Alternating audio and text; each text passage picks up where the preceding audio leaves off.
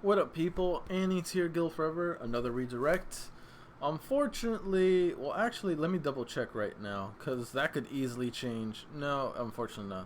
We didn't get enough likes for Mob Psycho, so I have to switch it up to something else. So this time, I'm going to add episodes for Yu Yu Hakusho, and if Yu Yu Hakusho gets 30 likes or more, I'll do a set of 3 episodes or more for the next Juggling for this one.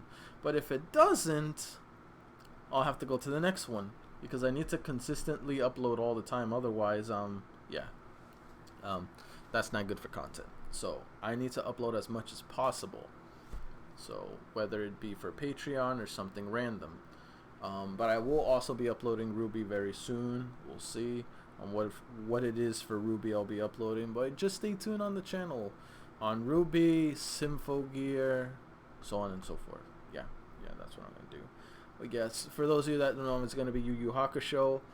I was told that I'm getting closer toward the end of the Dark Tournament arc. The Dark Tournament arc is honestly one of my favorite arcs in the entire series. The Dark Tournament arc is honestly even one of the best tournaments in all of anime, period. Because here's the thing that you gotta know. Tournament arcs are extremely good because of how it develops from beginning to end.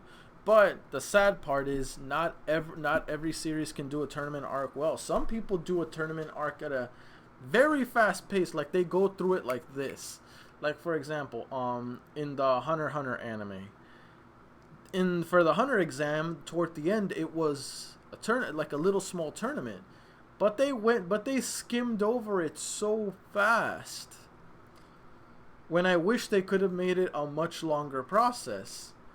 Not saying like the series is bad because they did that, but I would have really liked to see a dragged out, like not insanely long, but you know, for there to be a literal like episodes amount of a tournament arc. So that's the one thing I didn't like. Yu Yu Hakusho honestly did a good job at spreading the Dark Tournament from beginning to end between all the matches. It really felt like we just watched an entire tournament, and it did it extremely well. I'm very pleased of how it played out, and I honestly can't wait to see what happens later on in the series. But as of now, we're gonna get to the main event, which is Yusuke versus Toguro. And honestly, based on where I left off, it don't look it too good for Yusuke. He had the advantage for a little bit until Toguro decided to turn it up, and well shit, now what can he do? Toguro went up to his max power, and Yusuke is like, he's already at max and he's suffering right now. He like, what do I damn do? Tough shit, bud. Tough shit. I don't know what to tell you, son. So that kind of sucks for Yusuke, but it's okay. I look forward to seeing how he does in the rest of the tournament, though, because I'm definitely liking the overall pacing. Like, that's the one thing that I definitely like about this tournament arc, the pacing. The pacing in this series was done beautifully. Simply beautifully. Like, it was done so well. I was very happy with how the tournament arc turned out, if I'm going to be wholeheartedly honest with you.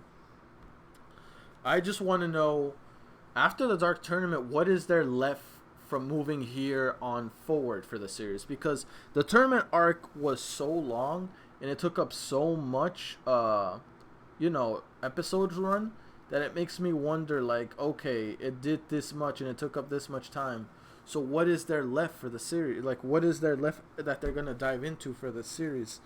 I have no idea, but I'm definitely looking forward to it, especially whatchamacallit, now that Yusuke has Genkai's power.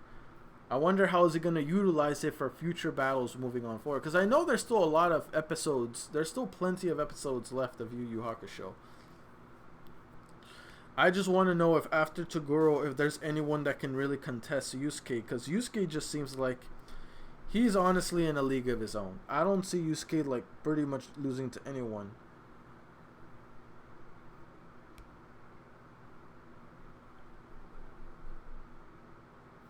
But yeah, overall, I'm definitely enjoying what I'm seeing so far from the franchise.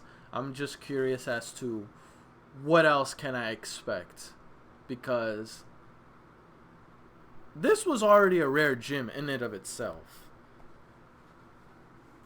What I'm really trying to grasp is where like, how can I say this? I'm at a loss for words. What I was gonna say, yeah, like what elements can they explore for the for anything regarding story wise? Because here's the thing, for a good chunk of the series, I would say like about over 30 no, maybe not 30, maybe over like around 20 episodes or so. A good chunk of that was the buildup of the of Toguro, and how much of a threat impact he made to not just Yusuke, but every one of the members in Team Urameshi. Now that it's finally getting to the point to where the battle is going to be decided between Yusuke and Toguro to see who's fully the strongest. So to, because here's the thing, I don't know whether, like, because here's the thing, when,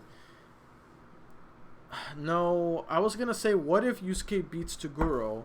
Toguro finally found someone that's stronger than him, and then he changes for the better. But it's like, I feel like there's no turning back, or there's no way of becoming a better person after what he did to Genkai. After what he did to Genkai, it's like, buddy, we're here to kill you.